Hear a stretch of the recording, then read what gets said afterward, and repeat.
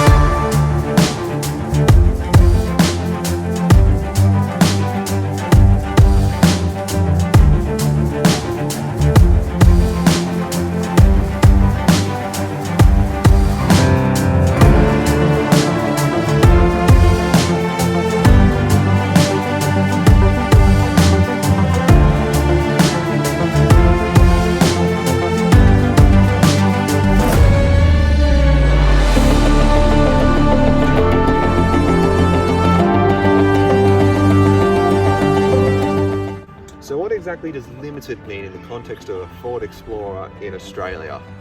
Well, at the very bottom of the line we have the base XLT, which comes with a cloth interior, 5 seats, and the 4-litre V6, which is not the best.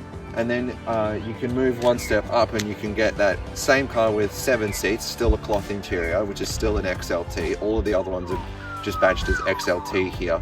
You could also get the optional 4.6 litre V8, both in 5 and 7 seater. Both of my other 2 V8 Explorers have been XLTs with the 5-seat interior and cloth interior.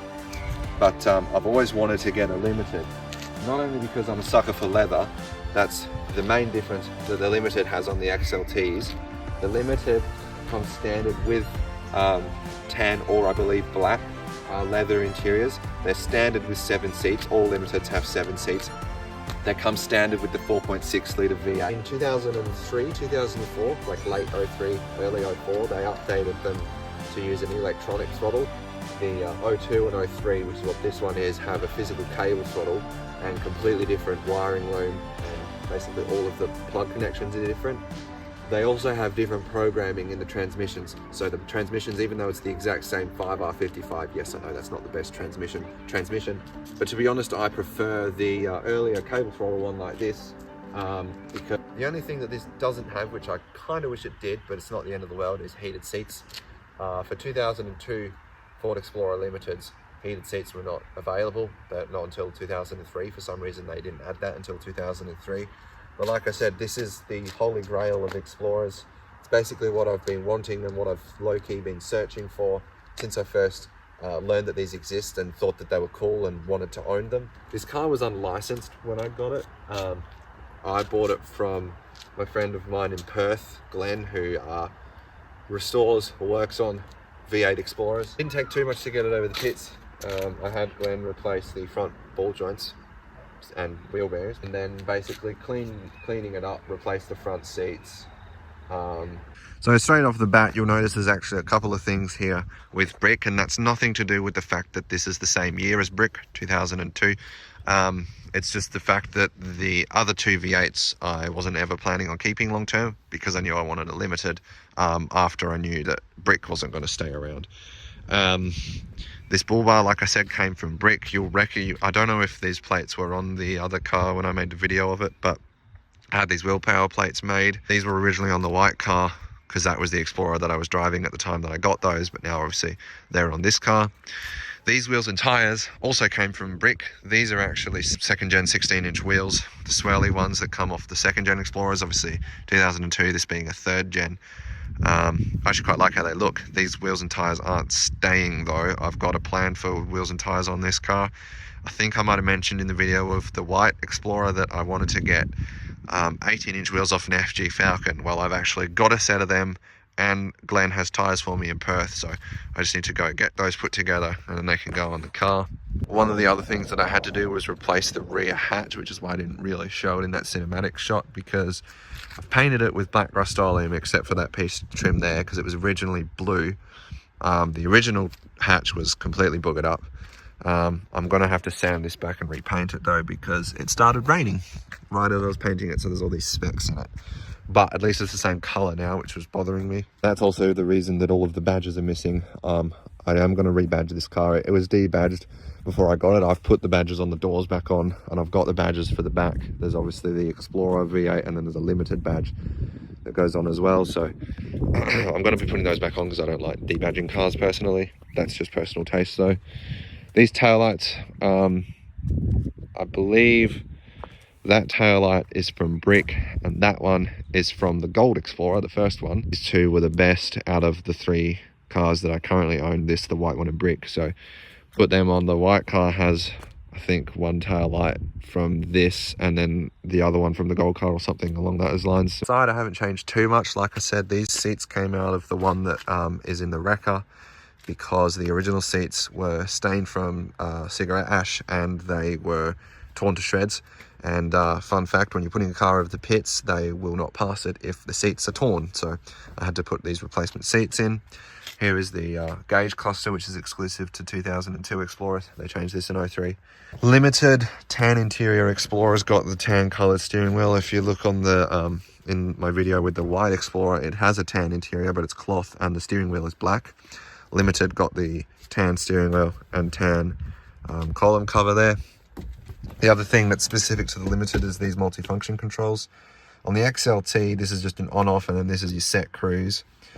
On this car, obviously, the cruise control is only on this side, and this side you have volume and setting buttons for the radio, and also fan speed and temperature for the climate control, because this car has automatic climate control. This is the first car I've ever seen that has the climate control on the steering wheel buttons. The thing that the Limited has that the XLT doesn't is automatic climate control, and it's actually dual zone as well, so the passenger can have theirs on hot and I can have mine on cool, which is quite nice.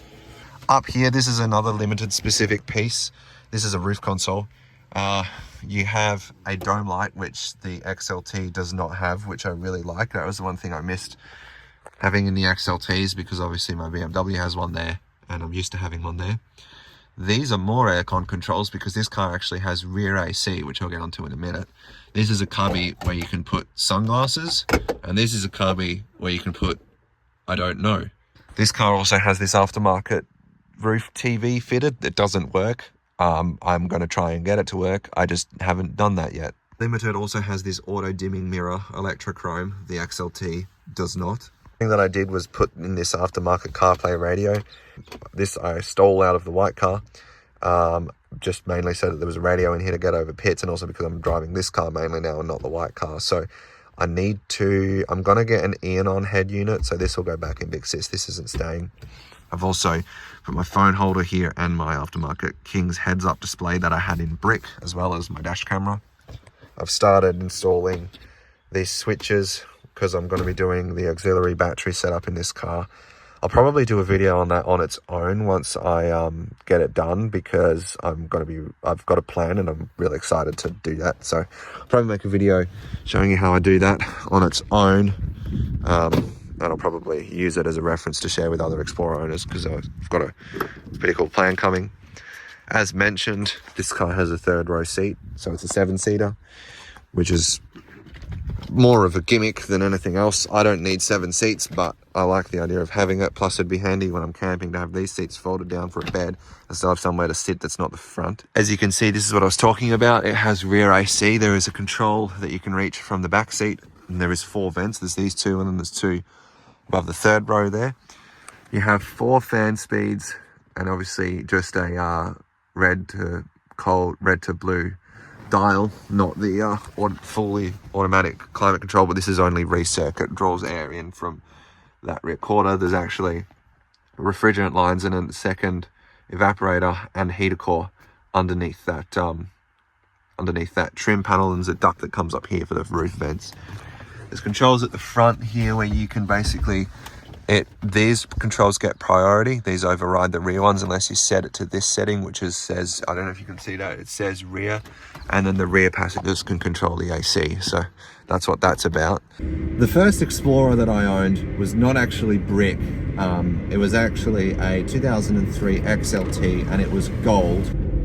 I never actually made a video with that car because I didn't have it for very long. I bought it from a wrecker for $1,200, and I drove it around for a month, and eventually the torque converter let go, stopped working.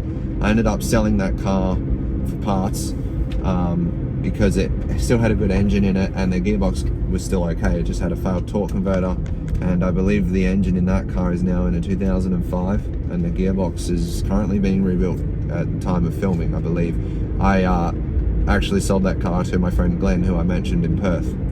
The second Explorer that I had was brick, which you guys have seen. I drove him for, I think, 9 months, maybe. I got him licensed in February of 2023 or 4. I don't even recall that much. I drove him about for less than a year, but longer than the gold car before it started rod knocking, and I flat out stopped driving it, and our license is expired. I still have brick, but he's not doing much these days, and I am trying to sell him. I do intend to sell him, so that's what's happening with that car. The third Explorer that I owned, which you've also seen, is nicknamed Big Sis. It's the white 2004 XLT V8 that I made 1 or 2 videos of. I think I only made 1 video of it. That car has been a great car. I need to get fuel. That car has been a great car. I bought it back in April with a gearbox issue, which turned out to be a faulty solenoid block. Replaced that solenoid block and replaced the fuse for the transmission, and that car was fixed. I had to replace the coil packs and the spark plugs as well because it was not running right. But that car doesn't owe me much, and I have put, I think, 10,000 Ks on it. I drove it to Albany and back over a week. I've been on a few road trips in. I've driven it to Perth a fair few times. Great car. This is, like I said, the Holy Grail, and this is going to be the car that I'm keeping. It's the reason I didn't put the bull bar and all of my other accessories in the white car, because I knew I wasn't going to be keeping it for very long. And now we're here in Thunder, my black 2002 Limited on tan leather. The irony of that is that my BMW is also black on tan leather, so it's almost poetic. I really do hope you enjoyed this video. Like I said, there wasn't really an objective message that I wanted to get across in this video. It's just, I have a Ford Explorer Limited now. I've owned 4 of them.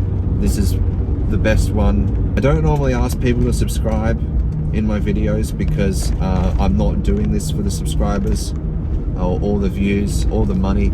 I'm just doing this basically to share things that I think are cool with people who might also think they are cool.